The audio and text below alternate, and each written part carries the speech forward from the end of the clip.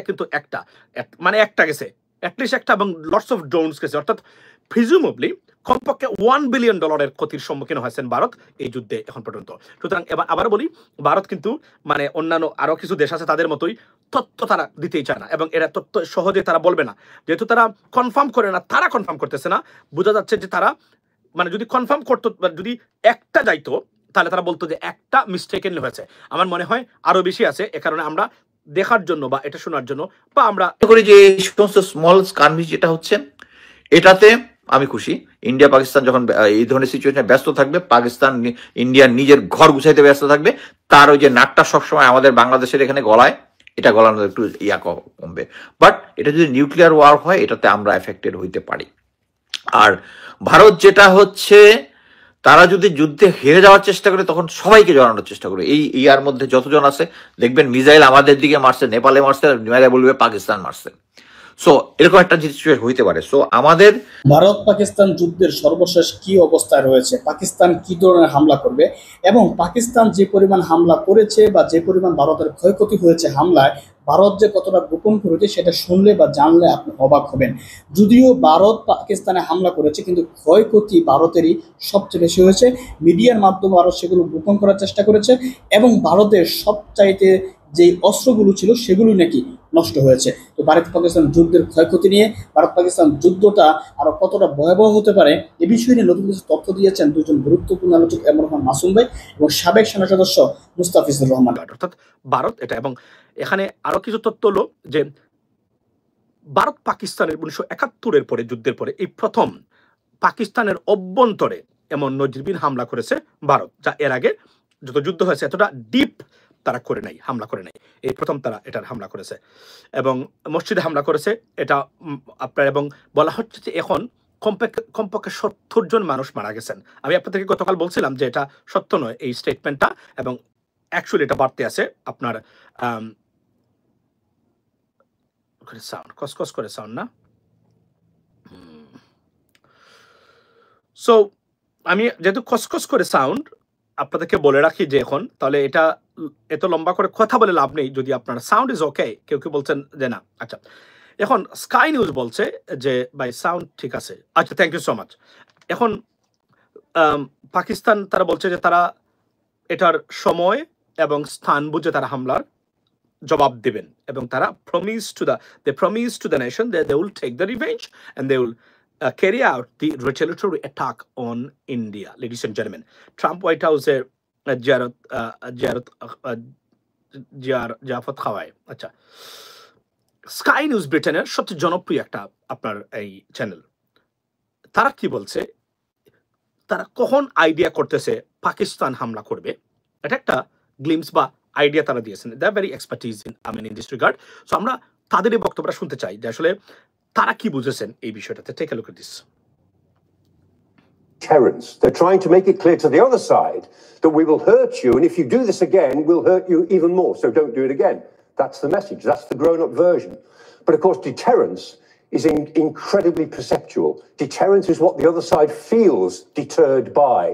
So the threshold of deterrence is what you think it is. And we rely for stability on both sides having about the same threshold. If they get it wrong, if they think that the threshold is higher than it really is, then they can make big mistakes. And whether the Pakistanis have got it right when they respond as they say they will in the next few days, we'll find out probably sooner rather than later.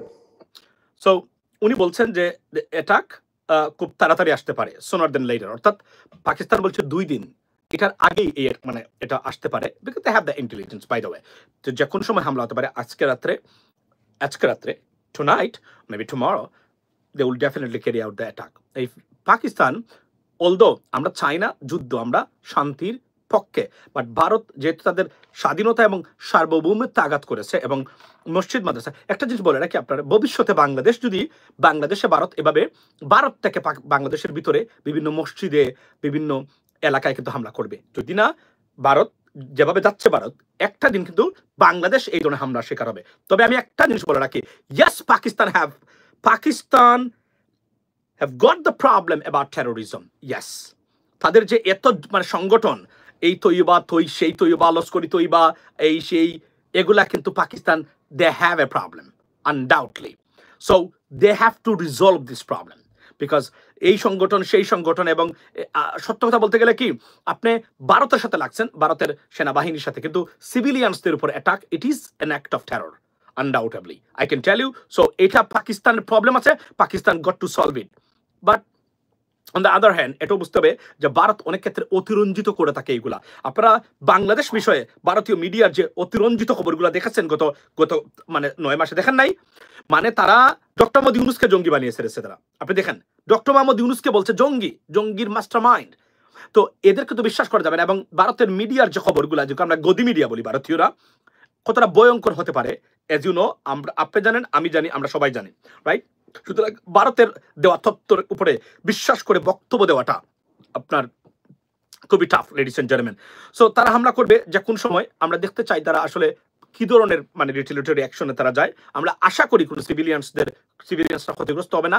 Although পাকিস্তানের প্রায় 70 জন মানুষ এবং মসজিদে তারা হামলা করেছেন। তারা বলছেন ঠিক যে মসজিদের ভিতরে নাকি লস্করি তৈবার জৈশে মোহাম্মদ যেন উনি মানে ট্রেনিং ক্যাম্প করেছেন এবং অস্ত্র থেকে সবকিছু, এবং ভারতের অভ্যন্তরে যত হামলা হয় প্রত্যেকটা হামলার প্ল্যান নাকি ওই জায়গা থেকে করা হয়।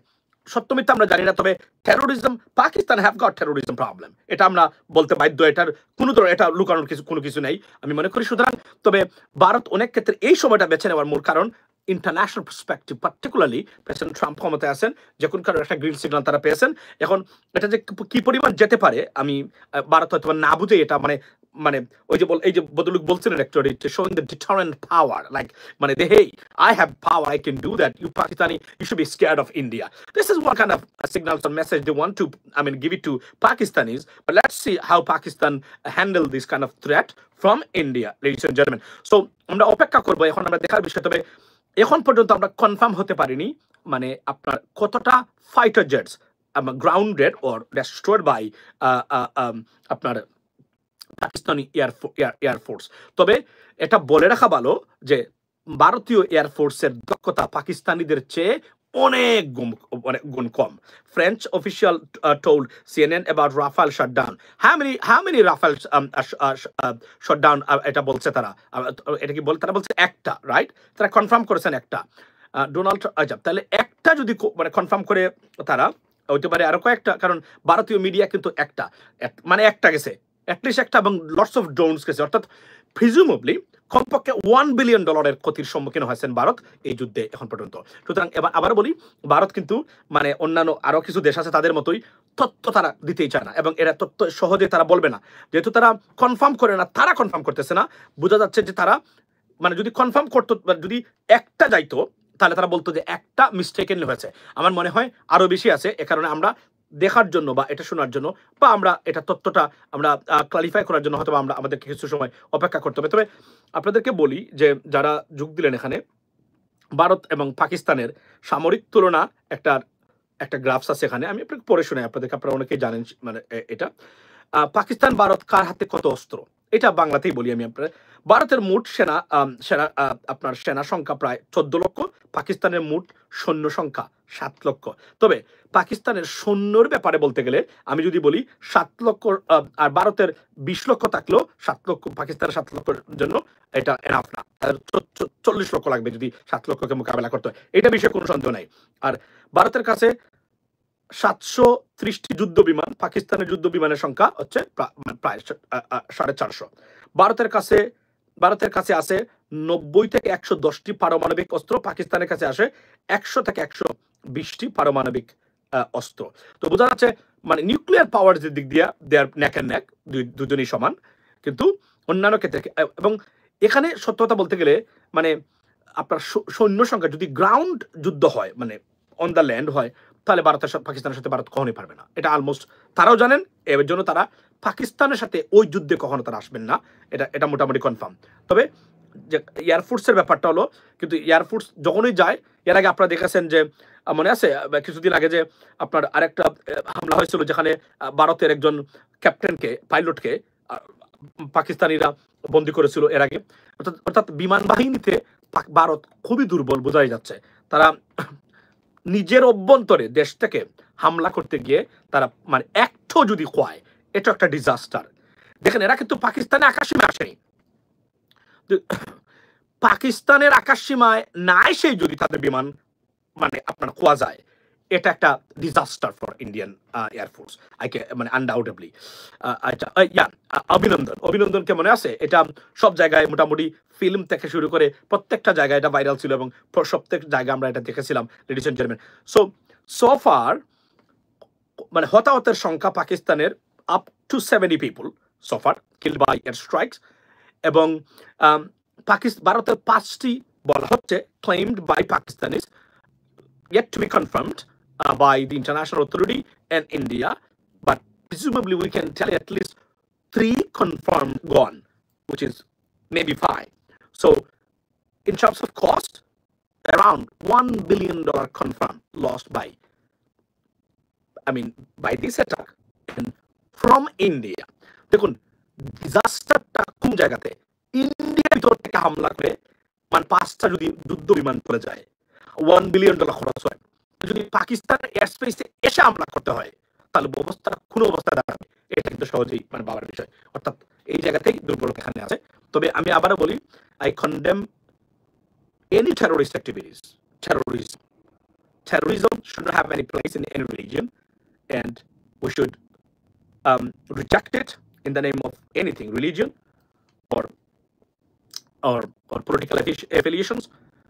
যদিও মুসলিম বলে ইসলামিক টেরোরিজম বলে চালিয়ে দেওয়া হচ্ছে, কিন্তু ভারতে আরএসএস যে ধরনের সাম্প্রদায়িকতার সৃষ্টির মধ্যে যে সন্ত্রাসবাদ প্রতিষ্ঠা করে তারা ভারতে, এটা যে কোন ধরনের টেরোরিজম ভয়ঙ্কর।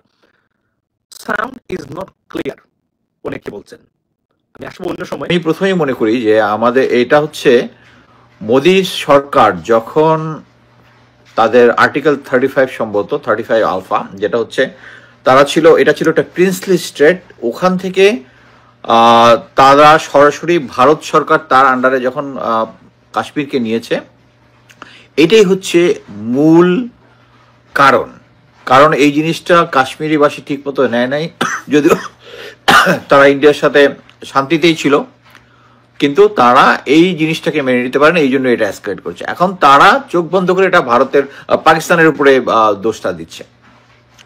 সো এ ব্যাপারে তারা ব্যাপক প্রপাগান্ডা করেছে, বাট ফাইনালি কি হলো আমরা দেখলাম যে ভারত যেটা করেছে, এর আগে বালাকোটে যখন তাদের এই যে অপারেশনটা হয়, যেটাতে এই যে উইং কমান্ডার অভিনন্দন প্লেন MiG-21 ড্রপ করা হয়, তখন তারা করেছিল কি পাকিস্তানের বিভিন্ন ফ্রন্টে একসাথে অনেকগুলো, একবার দেখিয়েছে এই লাইনে, আরেকবার নর্থে সাউথে, মানে তারপরে হঠাৎ করে একটা অপারেশন করার চেষ্টা করেছে, মানে ডিসিভ করার জন্য। ওইটাও ফেল হয়েছিল। এইবার ভারত কি ডিসিশনটা নিয়েছে, তারা এর আগে বলে দিচ্ছে যে আমরা কাশ্মীর এলাকাতে আমরা বিমান বাহিনীর মহড়া করছি। ওই মহড়া করতে করতেই তারা এখানে ঢুকে গেছে। ঢুকে যাওয়ার পরে তারা এই অপারেশনটার নাম দিয়েছে অপারেশন সিন্দুর। এটা একটা মনস্তান্ত্রিক ভাবে নামটা দিয়েছে অপারেশন সিন্দুর। কি জন্য? কারণ ওই যে পেহেলগামে যে সমস্ত 26 জন মারা গেছে, এর মধ্যে 25 জনই ছিল হিন্দু, এবং তাদের যারা হাজব্যান্ড ছিল, হাজব্যান্ড মারা গেছে। তো ওয়াইফের সিন্দুর, এটা একটা সাইকোলজিক্যাল এফেক্ট করার জন্য দিয়েছে অপারেশন সিন্দুর, যে সেই সিন্দুরের ইয়াকে রক্ষা করার জন্য তার এই অপারেশন। সো পাকিস্তান এর সাথে একটা সুন্দর অপারেশনটা করেছে। তারা তো অপারেশনের নামটা আগে থেকে ঘোষণা করেনি। সো যখন অপারেশন শুরু হয়ে গেছে, তখন তারা প্রথম হাফ এর মধ্যেই তারা 5টা বিমান নাকি ভূপাতিত করেছে। 5টার মধ্যে অলরেডি আমরা 3টার কনফার্মেশন ইন্ডিয়াই দিয়েছে, রয়টারকে বলেছে। তারপরে দ্য হিন্দু একটা নিউজ করেছিল, পরবর্তীতে এটা ডিলিট করে দিয়েছে। বাট রয়টারের কাছে ইন্ডিয়ান অথরিটি স্বীকার করেছে যে ইন্ডিয়ার অকুপাইড কাশ্মীরে ওখানে 3টা জায়গার মধ্যে 3টা বিমান ভূপাতিত হয়েছে, এবং তারা বলেছে এটা নাকি আনআইডেন্টিফাইড, তারা আইডেন্টিফাই করতে পারেনি। সো এখানে একটা জিনিস বুঝতে হবে যে অপারেশনটা যখন পাকিস্তান যখন করেছে, তখন সাকসেস হওয়ার পরে তারা এটার নাম দিয়েছে অপারেশন সোহাগরাত। সোহাগরাত আমরা সবাই জানি, সিন্দুর আর সোহাগরাত হচ্ছে just something with making love with someone, so they wanted to make love with India, সোহাগরাত। এবং তাদের 5টা বিমান ড্রপ করে দিয়ে। এখানে আমি অ্যাকচুয়ালি ঘটনা হওয়ার পর থেকেই ফলো করতেছিলাম পাকিস্তানি এবং ইন্ডিয়ান মিডিয়াগুলো। ইন্ডিয়া তো মোটামুটি ফাটায় ফেলতেছে যে তারা 9টা জায়গায় অপারেশন করেছে, 9টা জায়গায় মিসাইল হামলা করেছে এবং সবগুলো হচ্ছে সিভিলিয়ান, এবং তারা বলেছে যে তারা এই যুদ্ধকে এক্সেলারেশন দেওয়ার জন্য চাচ্ছে না, এই কারণেই তারা কোনো সামরিক টার্গেটে হামলা করেনি। বাট তারা কিন্তু এর মধ্যে মসজিদে হামলা করেছে, মসজিদ ভেঙে গিয়েছে। এবং আইএসপিআর মুখপাত্র জেনারেল শরীফ উদৌ উনি বলেছেন যে 6টা জায়গায়, তারা বলেছে কিন্তু 6টা জায়গায় তারা ইয়াটা করেছে, ড্রপ করেছে, এবং 24টা ইম্প্যাক্ট হয়েছে, মানে বম যতগুলো বা মিসাইল যেগুলো ড্রপ করেছে সবগুলা ইয়া হয় নাই, কিছু মিসফায়ার হয়েছে। এবং পরবর্তীতে যে যুদ্ধ যখন চলতেছে, তারা ইন্ডিয়ার ভিতরে, যদিও ইন্ডিয়া বলতেছে যে তারা 30 মিনিট নাকি পাকিস্তানের ভিতরে ছিল, আবার আরেকটা সমর্থিত সূত্রে জানাচ্ছে যে তারা নাকি অ্যাকচুয়ালি পাকিস্তানের ভিতরেই ঢুকে নাই, দূর থেকে, যেহেতু রাফায়েল এই জিনিসটা, রাফায়েল যেটা করতে পারে সে অনেক দূর থেকে টার্গেটকে না দেখে রাডারের মাধ্যমে ইয়া করতে পারে। সো আমি এখানে একটা জিনিস বলবো, যখন এই যুদ্ধের প্রস্তুতি নিচ্ছে ভারত, বলে বেড়াচ্ছে ভারত, এই আমেরিকা আমাদের বন্ধু, যুদ্ধের সময় আমেরিকা আমাদেরকে সাহায্য করতে পারে, যে তাদের পাকিস্তানের রাডার জ্যাম করে দিবে, সো পাকিস্তান অন্ধ হয়ে যাবে, তারপরে তারা অপারেশন করবে। বাট আমরা অনগ্রাউন্ডে দেখলাম অ্যাকচুয়ালি পাকিস্তানের যে চাইনিজ এয়ার ডিফেন্স সিস্টেম যেটা আছে, এটার নাম হচ্ছে HQ-9B। এটা একসাথে 300 কিলোমিটার জায়গা কভার করতে পারে, একসাথে 8টা বিমানকে লক করতে পারে, এবং 5টা বিমান ওদের এরিয়ার ভিতরে আসার সাথে সাথে ওই 5টা বিমানকে লক করে এবং 5টাই উড়িয়ে দিয়েছে। এর মধ্যে অবশ্য আরো কন্ট্রোভার্সি আছে যে শুধু গ্রাউন্ড থেকেই এটা ধ্বংস করা হয় নাই, JF-17 যেটা আছে পাকিস্তানের এটাই, এবং একজন উইং কমান্ডারের নাম পাওয়া যাচ্ছে, উইং কমান্ডার আফ্রিদি, সে এটার মধ্যে অ্যাক্টিভ ছিল এবং he is a national hero. এই দুইটাই হইতে পারে, যেটাই হোক, বাট এন্ড রেজাল্ট হচ্ছে 5টা বিমান যদি ভূপাতিত করে, চোখ বন্ধ করে এই ব্যালেন্সটা চলে যাচ্ছে পাকিস্তানের কাছে। ইভেন একটা বিমানও যদি ইন্ডিয়ার একটা বিমান যদি পাকিস্তান ফেলে দিত, তাহলেই পাকিস্তান জিত। সেখানে 5টা এবং 3টার কনফার্মেশন ইন্ডিয়া নিজেই দিয়েছে। আর পাকিস্তান বলেছে এখনো যে তাদের একজন পাইলটকে নাকি ধরা পড়েছে, বাট এটা এখন ডিটেলস এখনো, প্রমাণটা এখনো আসেনি। বাট এখানে একটা জিনিস বলি, সেটা হচ্ছে আমি পাকিস্তানি একজন এয়ার কমোডারের স্পিচ শুনতেছিলাম, উনি যেটা বললো যে একসাথে 70টা ভারতীয় বিমান এই অপারেশনে অংশগ্রহণ করেছে, আর তার বিপরীতে নাকি 27টা পাকিস্তানি বিমান করেছে। এখানে একটা জিনিস বুঝতে হবে যে আমরা সবাই জানি যে ভারত হচ্ছে 4th মিলিটারি পাওয়ার, পাকিস্তান হচ্ছে 12th। সো অবভিয়াসলি সবকিছুই পাকিস্তানের ভারতের পক্ষে যাবে। বা একটা জিনিস দেখেন, যখন ব্রিটিশ থেকে আমরা স্বাধীন হই তখন আর্মিটাকে ভাগ হয়ে যায়, আর্মি, আইন শৃঙ্খলা বাহিনী, গোয়েন্দা সংস্থা ভাগ হয়ে যায়। তখন পাকিস্তান তার ভূমি এবং জনসংখ্যার দিক থেকে 1:2, যদি 2টা ডিভিশন যদি ভারত পায়, পাকিস্তান পেয়েছে 1টা। সো এটা জনসংখ্যা। সো একইভাবে তারা পরবর্তীতে যখন পাকিস্তান ডেভেলপ করেছে, সো একটা সেক্টরে অলমোস্ট 1:1 স্ট্রেংথ আছে, যদি বেশিও থাকে হয়তো বা 1:2 থাকতে পারে। বাট একটা জিনিস বুঝতে হবে যে ভারতকে পাকিস্তান বর্ডার ম্যানেজ করতে হয়, চায়না বর্ডার ম্যানেজ করতে হয়, ইভেন বাংলাদেশ বর্ডার ম্যানেজ করতে হয়। সো এই সবগুলো দিয়ে সে কিন্তু ফুল স্ট্রেংথে পাকিস্তানের সাথে যুদ্ধ করতে পারবে না। সো যারা হিসাব কিতাব করেন যে ভারত হচ্ছে এই দিয়ে কি বলে তার শক্তিশালী একটা দেশ, তার ইকুইপমেন্ট বেশি, তার বিমান বেশি, সবকিছু, ইটস রং। তারা যেটা করেছে যে 70টা, যদিও পাকিস্তানি মিডিয়া থেকে 70টা থেকে কম হতে পারে, বেশিও হতে পারে, বাট কথা হচ্ছে তার এরিয়ার মধ্যে যে বেশি বিমান ছিল, তার মানে হচ্ছে তাদের পাকিস্তানের টার্গেটও বেশি ছিল। টার্গেটও বেশি ছিল এবং সেই অনুযায়ী 5টা বিমানকে তারা ভূপাতিত করেছে। এবং এটা হচ্ছে একটা মানে ভারতীয়, আমি বলবো again wrong strategy. At the same time Rafale যেটা হচ্ছে 4.5 জেনারেশনের একটা অত্যাধুনিক অস্ত্র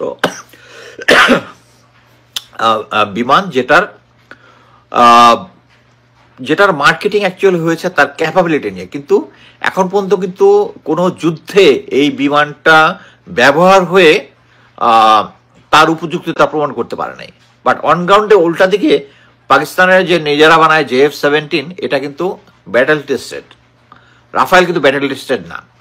এখন রাফায়েলের যে ক্যাপাবিলিটি আছে অ্যাকচুয়ালি সেই ক্যাপাবিলিটি থাকলে, আপনারা যদি মনে করেন যে ওই যে বালাকোট অ্যাটাকের পরে যখন উইং কমান্ডার অভিনন্দন যখন তাকে যখন ভূপাতিত করা হয়েছিল, তখন মোদি বলেছিল যদি এখন রাফায়েল থাকলে তারা নাকি কিছু একটা করতে পারতো। বাট এখন রাফায়েল থাকা অবস্থায়ও তাদের 3টা রাফায়েল ড্রপ হয়েছে। এবং অ্যাট দ্য সেম টাইম আমি একটা জিনিস শুনলাম যে একটা নিউজে যে ফ্রান্স কনফার্ম করেছে অ্যাটলিস্ট অন্তত 1টা রাফায়েল ড্রপ হয়েছে, 1টা Rafale. So at the same time রাফায়েলের যে স্টক মার্কেটের ভ্যালু কমে গেছে এবং অ্যাকচুয়ালি পাকিস্তান ইন্ডিয়ার অ্যাকচুয়ালি এখানে চোখ বন্ধ করে বলা যায় যে তাদের যে এয়ারফোর্সের যে অফিসার যারা আছে তার এফিসিয়েন্সি সাথে যদি পাকিস্তানের এফিসিয়েন্সি তুলনা করা যায় ইটস নাথিং। আমি এখানে শ্রদ্ধা করে স্মরণ করি হচ্ছে আমাদের এয়ার কমোডোর টপ গান যিনি ছিলেন সাইফুল আজম, তিনি কিন্তু একইভাবে একসাথে 3টা দেশের হয়ে যুদ্ধ করেছেন, 3টা না, বাংলাদেশ, পাকিস্তান, ইরাক এবং জর্ডান। এবং জর্ডানের হয়ে উনি একদিনে 3টা ইসরায়েলি বিমান ফেলে দিয়েছিলেন। এবং সেম 1965 ওয়ারে উনি অনেকগুলো ভারতীয় বিমান ফেলে দিয়েছিলেন। সো এবং শুধু তাই না, ভারতের 65 ওয়ারের সময় যে ডগ ফাইট গুলো হতো তখন তো এত রাডার ছিল না, ছিল না, এগুলো এয়ার টু এয়ার কম্বাট মানে ভিজুয়াল মাধ্যমে হতো। সো এখন কিন্তু হয়ে হচ্ছে এখানে রাডার থাকে, গ্রাউন্ড থেকে তাদেরকে সাপোর্ট দেওয়া হয়। বাট আমি যেটা শুনলাম যে চায়নার যে ওই HQ-9B যেটা, এই সিস্টেমটা অ্যাকচুয়ালি ওদের রাডারকে অ্যাকচুয়ালি যখন লক করে দেয় তখন নাকি সব রাডারটা জ্যাম করে দেয়। সো তাদের ম্যানুভারিং ক্যাপাবিলিটি তেমন থাকে না। সো এটাতে যেটা প্রমাণ হয়ে গেল অ্যাকচুয়ালি ফ্রান্স, এবং আমি মনে করি এটার এফেক্ট হিসেবে এখন ফিউচারে অ্যাকচুয়ালি ভারতের বিমান বাহিনীর এফিসিয়েন্সির জন্য কিন্তু রাফায়েলের বদনাম হয়ে গেল। এবং ফিউচারে তাদেরকে, এবং সম্ভবত নেভির জন্য তারা 26টা রাফায়েল অর্ডার দিয়েছে, এগুলো বোধহয় এখনো রিসিভ করে নাই। এগুলো এখন দেখা যাক রাফায়েল তাদেরকে করে কিনা। এখানে একটা হচ্ছে ইম্পর্টেন্ট হচ্ছে, একটা রাফায়েলের দাম 280, মানে ভারত যেটা কিনেছে $288 মিলিয়ন করে এক একটা। সো 5টা বিমান যদি হয় অলরেডি $1 বিলিয়ন গন। সো অ্যাকচুয়ালি এইটা লস হলো কার? এই উগ্রত্ববাদী হিন্দুত্ববাদী যে মোদী সরকার, তারা যখনই ওই ভারতের কাশ্মীরের যে স্বায়ত্তশাসন টাইপ যেটা ছিল এটাকে যখন নিজের কন্ট্রোলে নিয়ে গেছে, এইটার মধ্যেই বীজ বপন করা আছে। এটা একটা রং ডিসিশন। এবং 2019 সালে একটা নিউ জার্সি, যেখানে নিউ জার্সির একটা ইউনিভার্সিটি একটা অ্যাসেসমেন্ট করেছিল। তারা পাকিস্তানি কিছু জেনারেল এবং ইন্ডিয়ান কিছু জেনারেল এনেছিল, আলাদা আলাদাভাবে বিভিন্ন কোশ্চেন করেছিল তাদের যুদ্ধের প্রস্তুতি, নিউক্লিয়ার ব্যবহার করবে কিনা। এইটার একটা অ্যাসেসমেন্ট হিসাবে তারা বলেছিল 2025-এর মধ্যে এখানে নিউক্লিয়ার যুদ্ধ হবে ইন্ডিয়া পাকিস্তানের মধ্যে, এবং অ্যাটলিস্ট 12 কোটির উপরে লোক মারা যাবে। সো যেহেতু এটা 2025, সবাই এটার মধ্যে হিসাব মিলাচ্ছেন।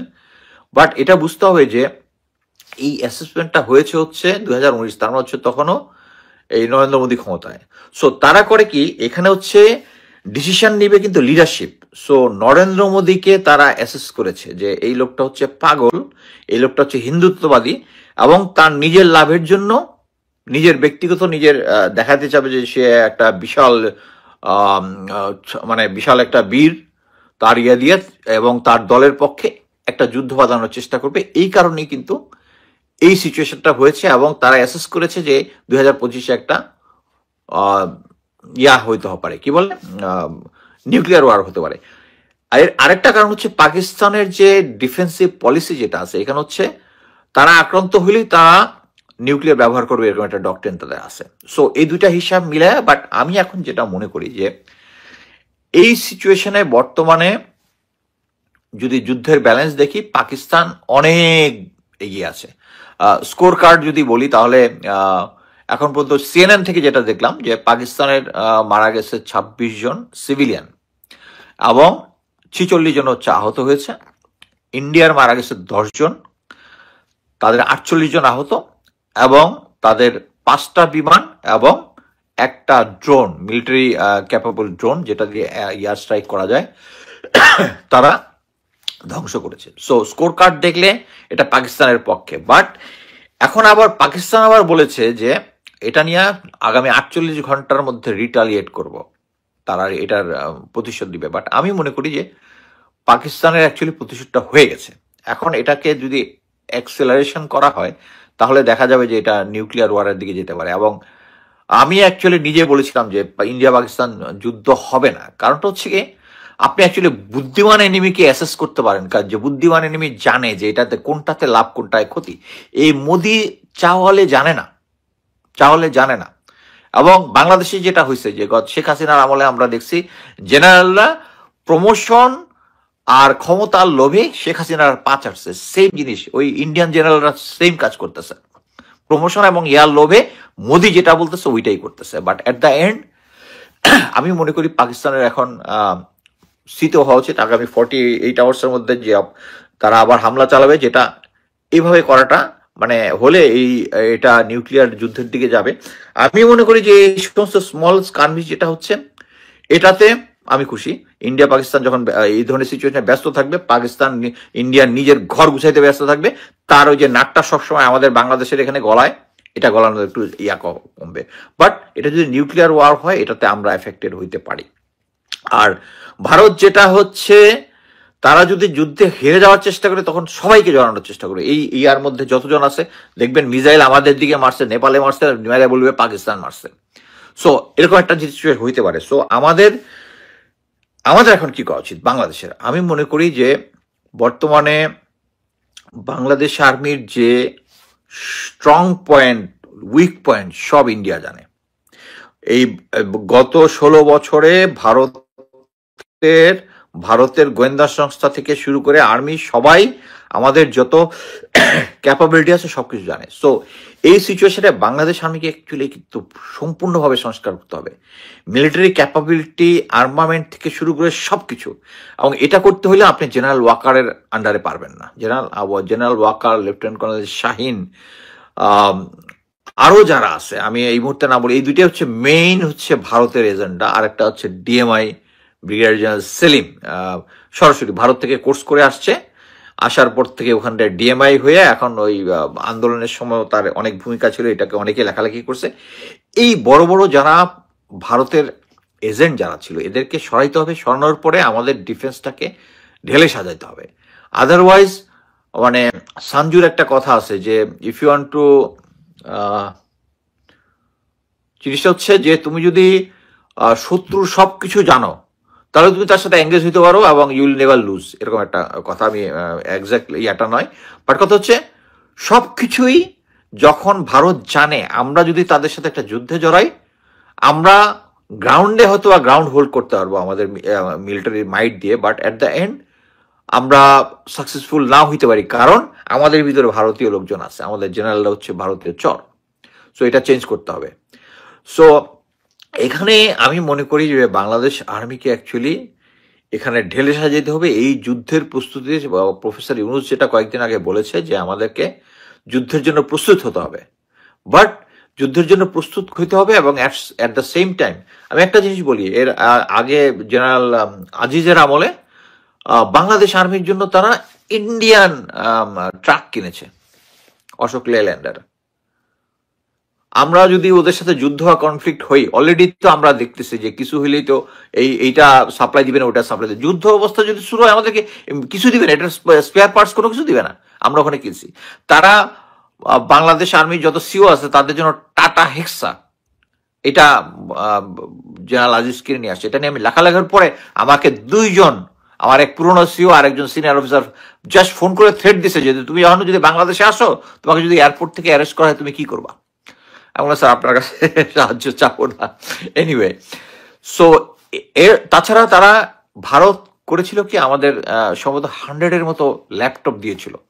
এগুলো হচ্ছে প্রতিটা সিওর জন্য। তার মানে হচ্ছে এই যে ডিভাইসটা যখন যেই ইউজ করবে এবং গাড়িগুলো যে ইউজ করবে তাদের লোকেশনটা তাদের জানা থাকবে, এবং আমি মনে করি এগুলোর মধ্যে সবসময় লিসেনিং ডিভাইস বা ওই ধরনের কিছু থাকে। এটা আমি বলার পরেও সেনাবাহিনী, ওই যেহেতু সেনাপ্রধান বললে সবকিছুই হয়ে যায়, ওইটা হয়েছে। সো ওই ধারাবাহিকতাতে জেনারেল ওয়াকারও ভারতের এজেন্ট। সো আমাদেরকে যুদ্ধ প্রস্তুতি নেওয়ার জন্য আমাদেরকে অ্যাকচুয়ালি এই জিনিসটা, এই জেনারেলগুলোকে না সরাইলে আমাদের অ্যাকচুয়ালি ডিফেন্সটা অপূর্ণ থাকে না। এখন আমি মনে করি যে বাংলাদেশের যে ডিফেন্স যেটা আছে, অনেকে স্পেশালিস্ট টাইপ কথাবার্তা বলেন, আমাদেরকে সবাইকে কি বলে, সবাইকে আর্মস ট্রেনিং দিতে হবে। হ্যাঁ, বাট একটা জিনিস বুঝতে হবে যে বর্তমান যুগে air force plays a very vital role.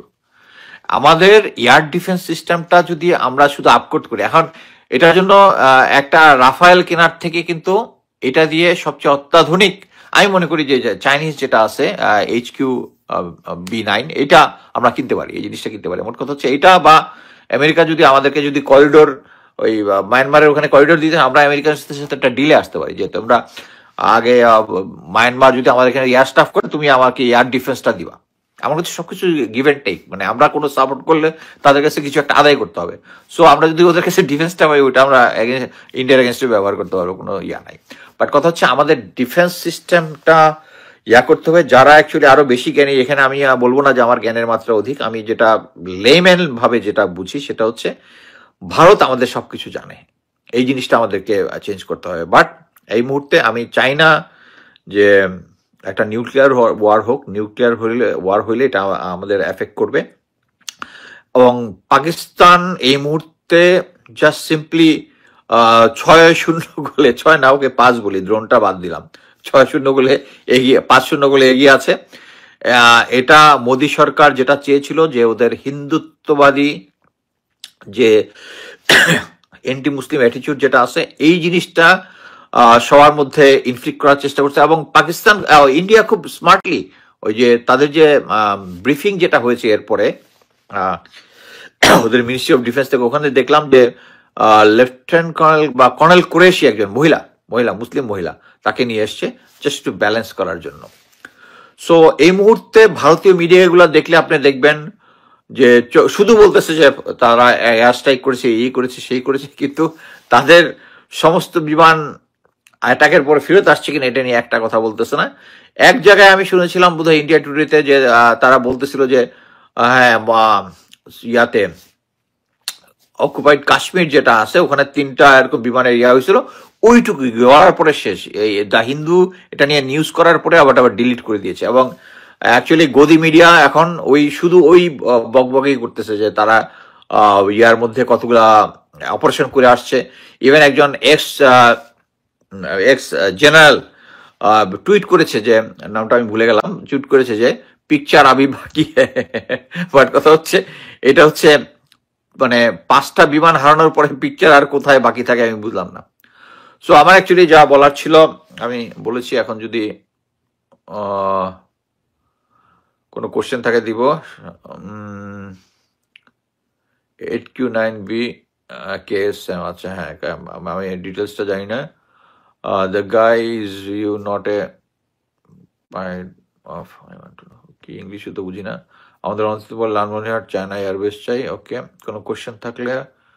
Joy Saha, Bangladesh army K pant খুলে কি, মানে ভারতীয় লোকজন আর কি আমার ইয়াতে আসিয়া ভারতীয় লোকজন কমেন্ট করে, good. Bangladesh main factor political party, yes, এটা হচ্ছে পলিটিক্যাল ডিসিশনটা হচ্ছে। আরেকটা জিনিস আমি বলতে ভুলে গেছি, সেটা হচ্ছে এই যে পলিটিক্যাল ডিসিশন এবং মিলিটারি, আমরা সবাই জানি যে military have a control over administration পাকিস্তানে। ভারতে এটা পলিটিক্যাল গভর্নমেন্ট। বাট পাকিস্তানে যেটা হয় সেটা হচ্ছে আর্মি এবং ISI মিলে একটা ডিসিশন নেয় এবং পলিটিক্যাল গভর্নমেন্ট শুধু হা করে এটার মধ্যে। এইটার জন্য যেটা সুবিধা হয়েছে সেটা হচ্ছে এই যে যুদ্ধটা হলো, এই যুদ্ধটাতে জেনারেল আফসিপুরকে অপেক্ষা করতে হয় না কারো ডিসিশন, সে সবাইকে ফ্রি হ্যান্ড দিয়ে দিচ্ছে, একসাথে অপারেশনটা হয়েছে এবং এই অপারেশনের কারণে অ্যাকচুয়ালি তারা এখন 5-1 গোলে আগায় আছে। But at the same time ইন্ডিয়াতে যেটা আছে, তারা যদিও বলে দিছে যে সবাইকে ফ্রি হ্যান্ড দেওয়া হলো, কিন্তু তাদের একটা পলিটিক্যাল কন্ট্রোল সবকিছুতেই ছিল। সো ইন্ডিয়া যুদ্ধ অবস্থায় পাকিস্তান যে আর্মি যে ফ্রিডমটা ইউজ করতেছে। দর্শক আলোচনা শুনেছেন, শুনে বুঝতে পেরেছেন ভারতের কতটা ক্ষয়ক্ষতি হয়েছে, ভারত কতটা বিপদগ্রস্ত হয়েছে, এবং ভারতের সামরিক যেই সরঞ্জাম ছিল রাইফেল, সেটা কিন্তু ধ্বংস করে দেওয়া হয়েছে। যেগুলো ভারত খুব আশা হয়ে কিনেছিল এবং এগুলো নিয়ে তারা আফসোস করতো, সেগুলোই পাকিস্তান ধ্বংস করেছে। তাহলে বোঝা যাচ্ছে এর চাইতেও আরো বড় কোনো অস্ত্র তাদের কাছে নেই, অর্থাৎ যুদ্ধে মোটামুটি পরাজয়ের দিকে যাচ্ছে ভারত। তো আমরাও সেটাই চাই, ভারত পরাজয়ের দিকে দেখ, যাতে করে পাকিস্তান ভারত দখল করতে পারে, সেই ব্যবস্থা হোক। দর্শক আলোচনাগুলো শুনেছেন, শুনে কেমন লেগেছে অবশ্যই মন্তব্য করবেন।